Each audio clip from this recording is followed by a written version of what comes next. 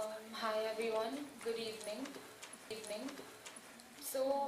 What I essentially wanted to talk to all of you about before I was invited to talk here, I went through a lot of your posters and websites and the kind of work people in the performing arts are putting out in terms of creative or in terms of branding. And there's one common thing missing in everything: people don't brand themselves. As a performing artist, as a dancer, or as any individual for that matter, it's really, really important to brand yourself or to brand your company or to put a vision out there.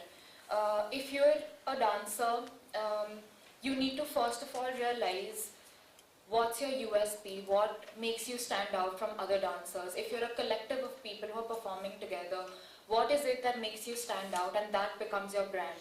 Branding essentially does not mean a logo or an entity that's alienated. It has to be something that's very close to you and that's very personal to you. So when I say you should brand yourself, is you should sit and think about all your different characteristic traits, or anything in terms of the style of dance you're choosing, or what kind of music you usually dance to, all of those things, and then brand yourself. Once you've done that, it becomes easier for you to give a brief to someone. If you're outsourcing your work or getting your logo made from someone, it's much easier. If you're someone who uses a lot of great facial expressions, that can be a very important element in what becomes your logo. So that's where branding yourself starts. You need to define your brand. A lot of logos that I've seen of dancers, or dance academies also for that matter in India, they're very generic. All of them will use a stock image of a dancer in some pose, or they will have a geometric image of a bunch of people dancing, which really does not capture the essence of what you're doing or what makes you stand out. A great way to do this is, by researching your brand world. When I say your brand world, it means people who are immediately around you. Who is your target audience? Who are the people who you actually interact with? Will they understand your logo that you're putting out? What are other people who are in the same field as you doing? So once you've researched that brand world, once you've collected a bunch of images, make mood boards, figure out, okay, this works, this doesn't work, people do this, but it doesn't work.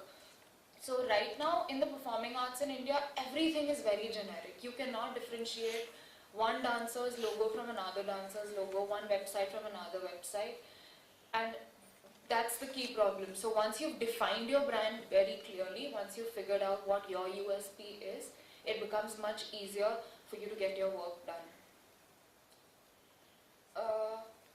This is just an example of that I'll come to later, but just keep the image in your mind.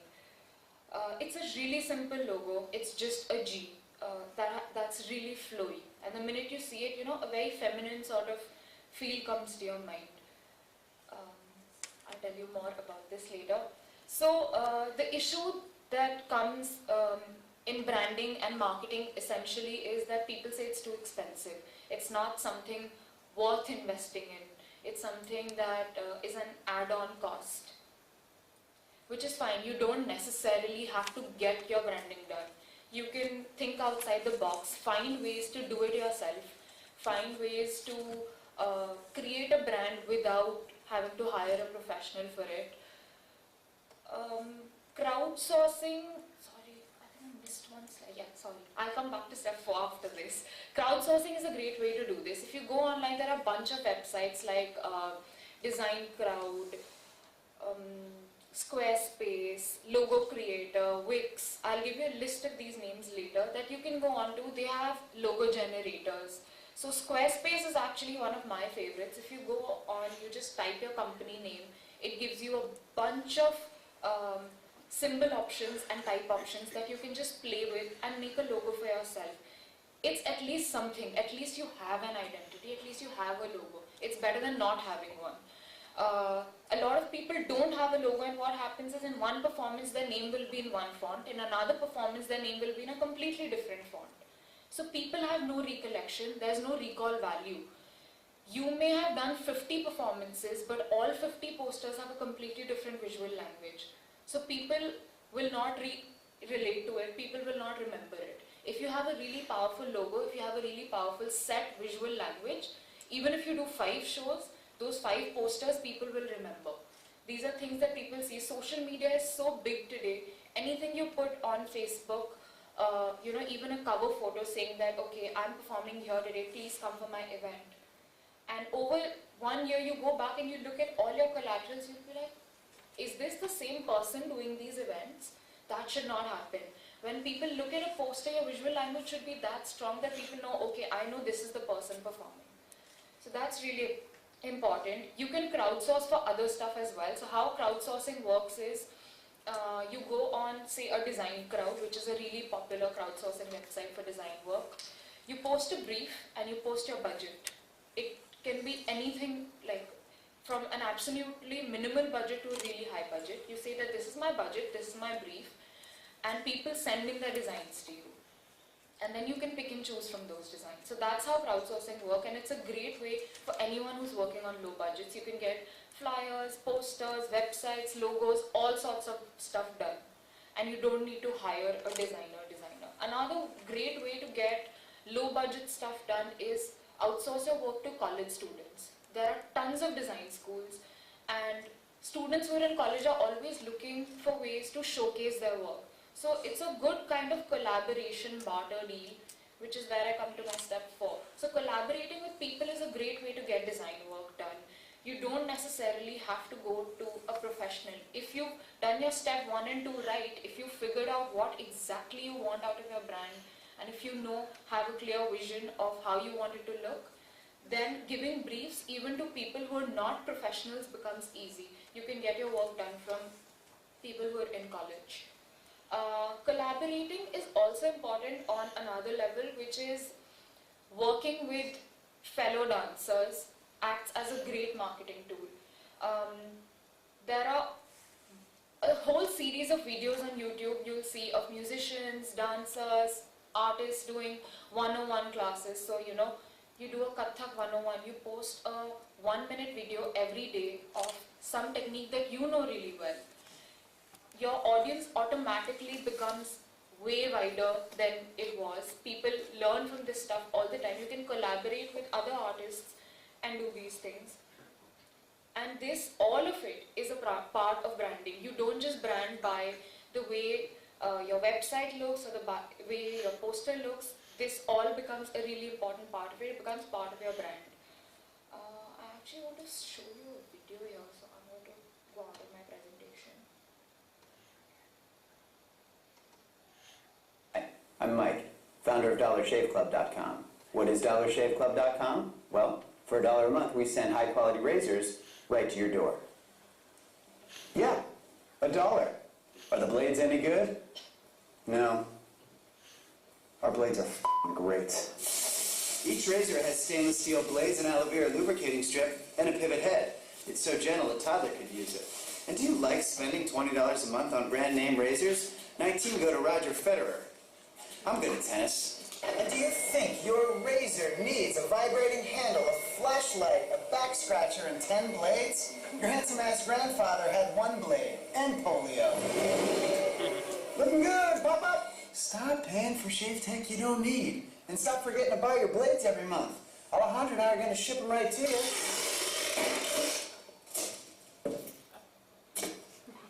We're not just selling razors, we're also making new jobs. Alejandro, what were you doing last month? Not working. What are you doing now? Working. I'm no Vanderbilt, but this train makes hay. So stop forgetting to buy your blades every month and start deciding where you're going to stack all those dollar bills I'm saving you. We are DollarShaveClub.com, and the party is on.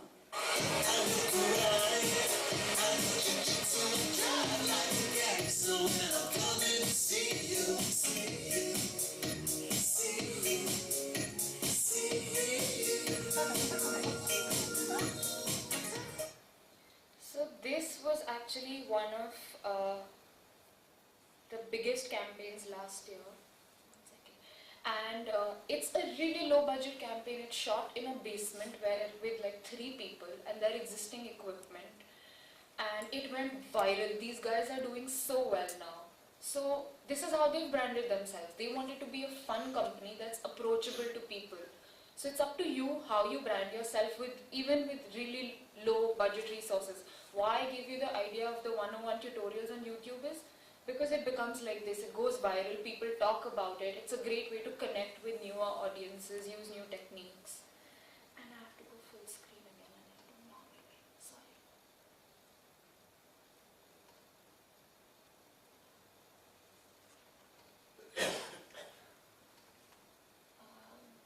Can someone help me with this?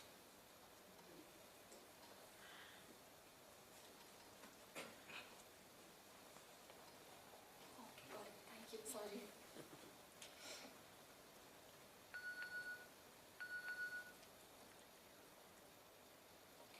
Templates.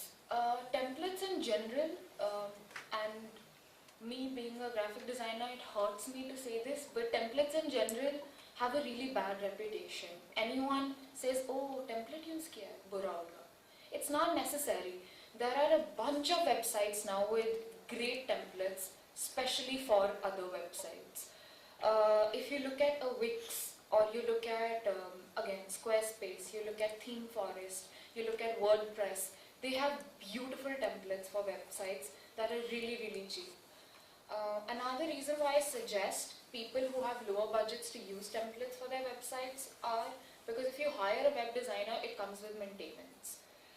Anytime you need a change, anytime you need something edited on your website, you'll have to go back to that person, pay them some money to make that change, and it's just a constant ongoing process.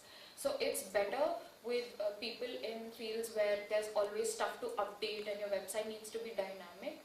You use a template that you can edit yourself. You go onto a software or a platform where you can actually manage your website on your own. And if you use WordPress, it's a really simple blogging tool, but they've started making some of the most professional websites now. So download WordPress, download Barley. Barley is a front-end editor. So you don't have to go into the backend and use code. It's literally like opening something on paper and saying, ye utha ke idhar rakh do, ye utha ke idhar rakh do.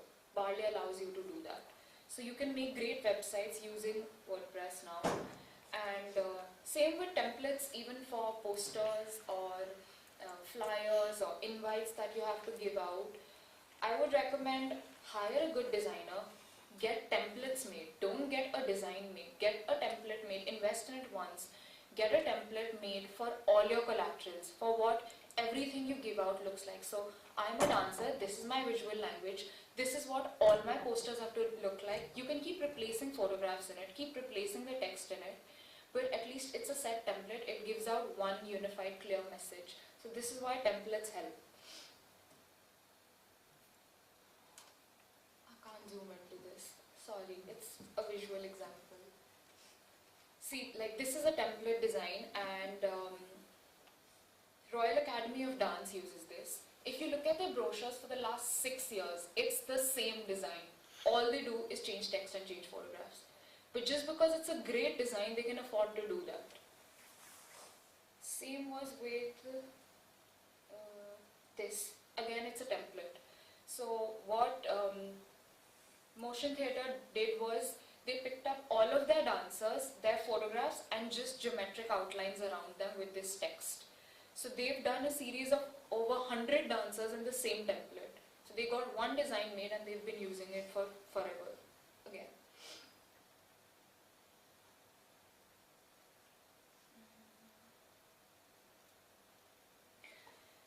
This is the most important thing. We always keep cribbing about how we don't have budgets, we don't have resources, we don't have people to help us out. If you actually look around, you have a great network of resources.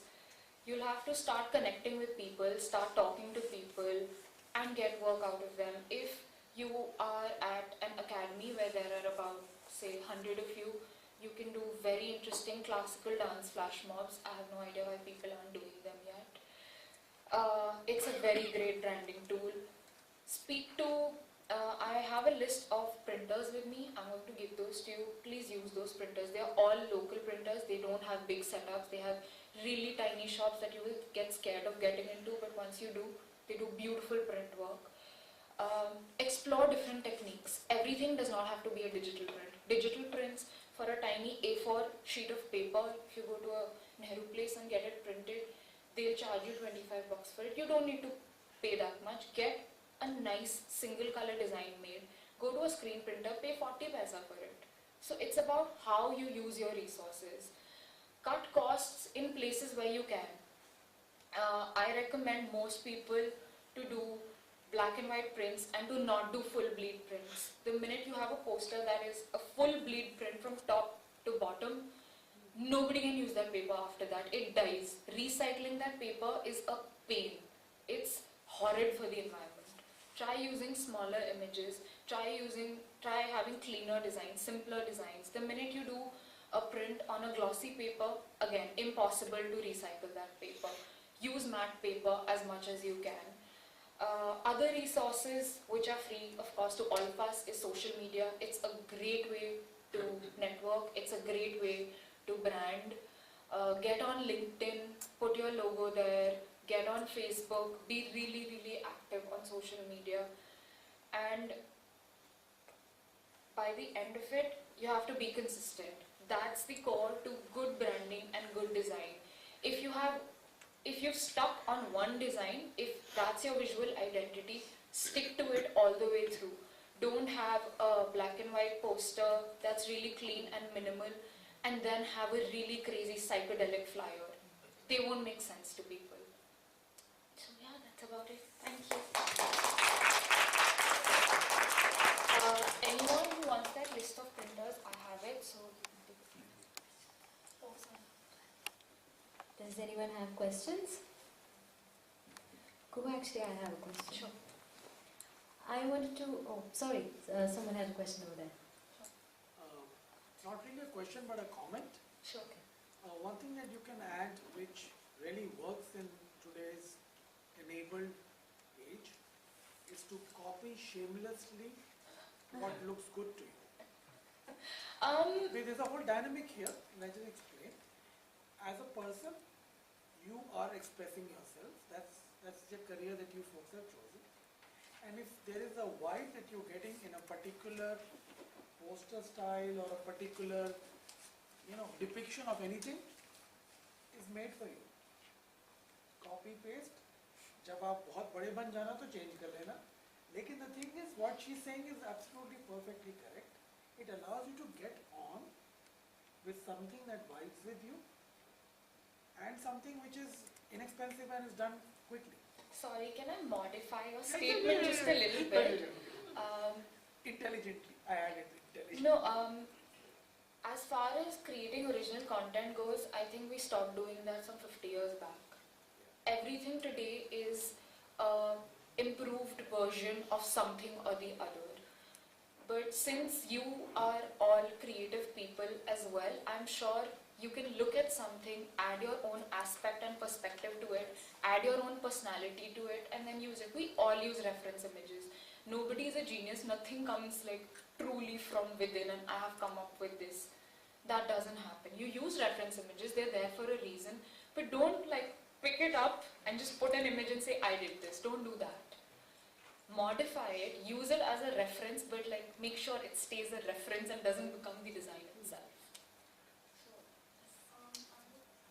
Sure.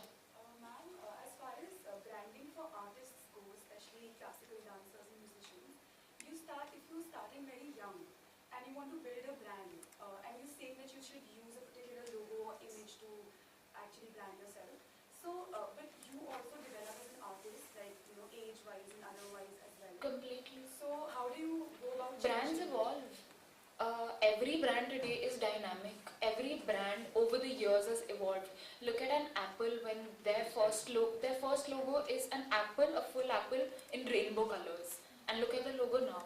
It was Isaac Newton sitting beneath the That was the illustration.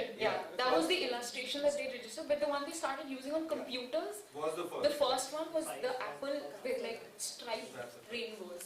And look at them now, they're minimalistic and clean. And that's happened with the biggest of brands. So don't worry about making a logo and then having to change it. Identities are dynamic. and people see that. When you actually put content out, people see it. So if you decide to go with, say, a really fun sort of fluid logo today, and 10 years later you feel that I've aged and this is not like graceful enough for me anymore, make a new logo. That's fine. People accept that, audiences accept change. So don't be worried about that, but at least have a logo, at least have an identity, so people have something to relate that change with. Today when people look at Apple's logos from then to now and how they've evolved, it actually shows how the company has evolved over time. So it's a great thing that if you want to change your logo after 10 years, change it. No, not an issue at all.